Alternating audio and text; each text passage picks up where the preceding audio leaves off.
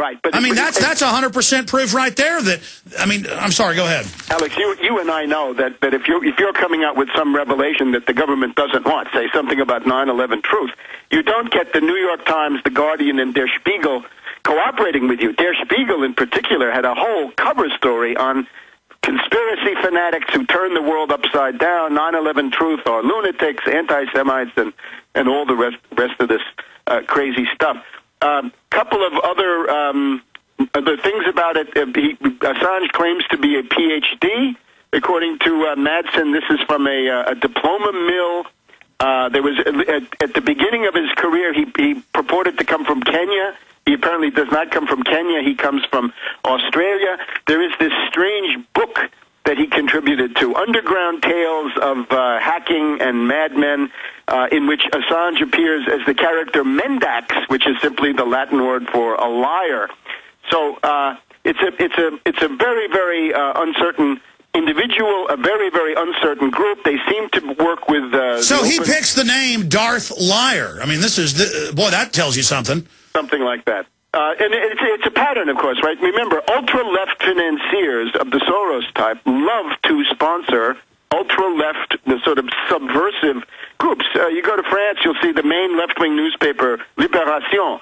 The main Parisian left-wing paper is it's owned by Baron Rothschild, and there have been all sorts of scandals about that. Well, look, I have George Soros every day with Media Matters that he's the main contributor to and others attacking me. And basically saying I'm Satan. So this guy, I mean, we know that he's active everywhere. Right, and then let's look at, as you say quite properly, right? You've got to put in good information in order to get some credibility. A couple of stories about this. I was in Iceland last September, October, and I had a chance to give a lecture series in Reykjavik 5 nights in a row. I was on the main television news program on the Sunday, right, the Blab Show. And what I was recommending and really calling on them to do is declare a debt moratorium. Freeze your debt. Stop paying your debt. Cancel your debt. Don't negotiate under the gun of the British and the Dutch and the IMF and the European Commission, but start by having a debt moratorium in the way that Mexico and Argentina and Brazil and about 35 other countries, down to Costa Rica, very small countries with no military, just like Iceland, have done it. And about a couple of months after I had departed, into town blows Julian Assange, who goes, strangely enough, to some of the very same people and apparently tells them, forget about this debt moratorium stuff. What we need to do here is to have this internet-free zone. In other words, a world haven for hackers, for pornographers, for other people on the internet. And let's set that up, and we'll make Reykjavik into the world mecca for all kinds of... All right, stay there.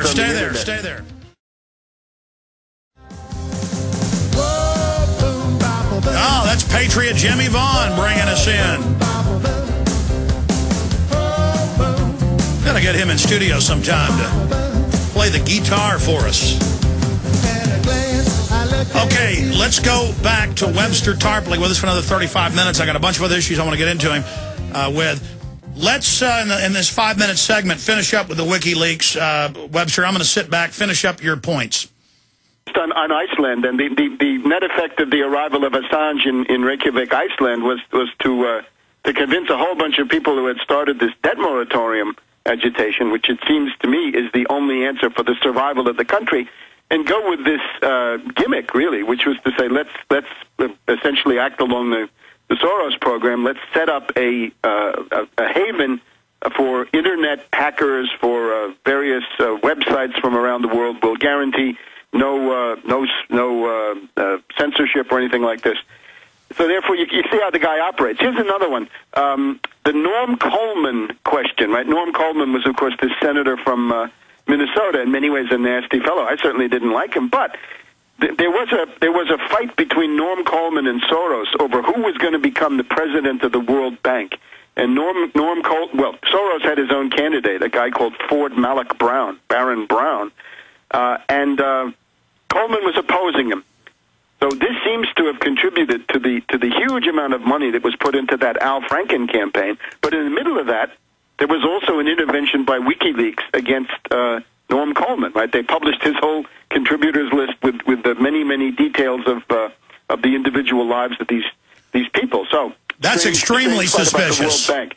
So that's the idea. You gain credibility with a lot of good information, and then you can put in the fake information that targets the people that you want to target for completely different reasons. But, of course, the big thing is Pakistan, right? If you look at the London Guardian, right, which is the left wing of the British intelligence agencies, you see that their coverage focuses on two things.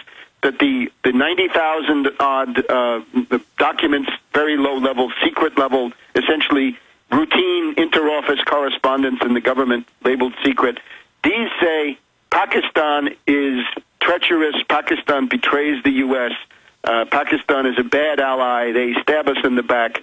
And that then is giving rise now to this huge anti-Pakistani campaign, the attacks on General Gould and others, the demonization of the ISI, and so forth. But then also Iran. The Guardian focused on Iran, that Iran is fomenting a whole array of insurgencies in their part of Afghanistan along their border, and they're going to keep doing that. So you're left with the idea. It's going to be a good idea to de-emphasize and downplay the Afghan war and look now at your real enemies in the area, who are these two big states, Iran and Pakistan. And it seems to me one of the obvious things is to play one against the other, and that's a pattern that you see. The U.S. strategy in the entire Middle East is to try to line up a group of states that would be Arab and Sunni, plus a couple of others, against Iran, which is Iranian, Persian, and also Shiite.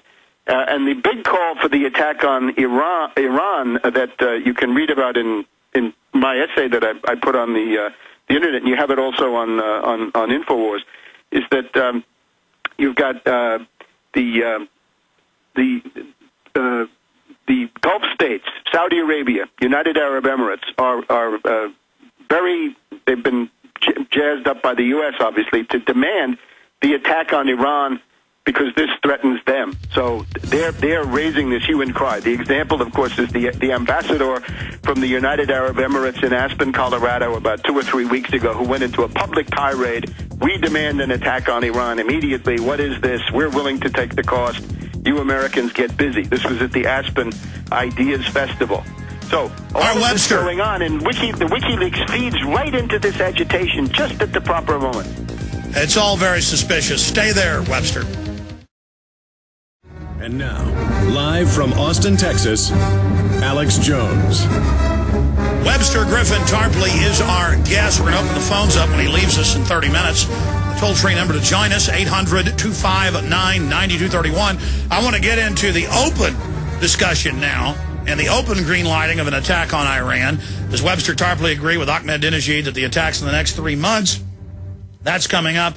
Also, I want to ask Tarpley about top Clinton official and advisor to Obama, Robert Shapiro, saying, hey, we need a staged terror attack. I'm going to read that quote coming up. We're going to talk about the economy.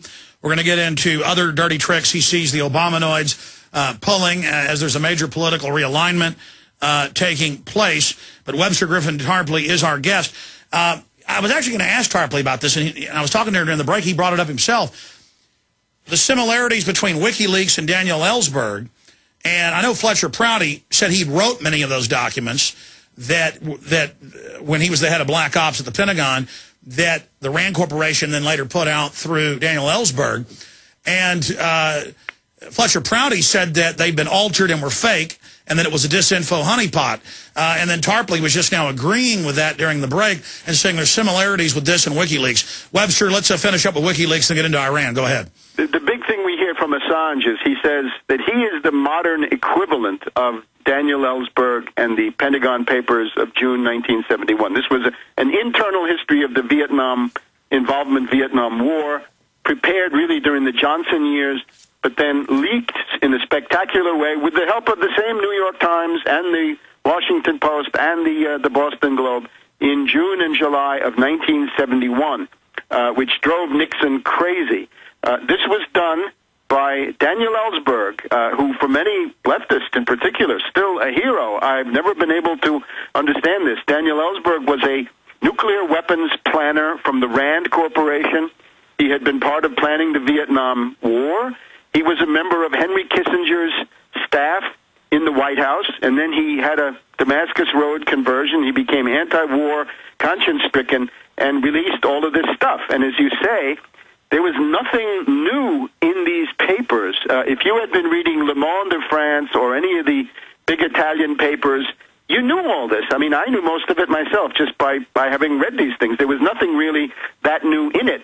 But what it did do was constitute a leak which drove Nixon crazy. Nixon was, of course, a paranoid personality.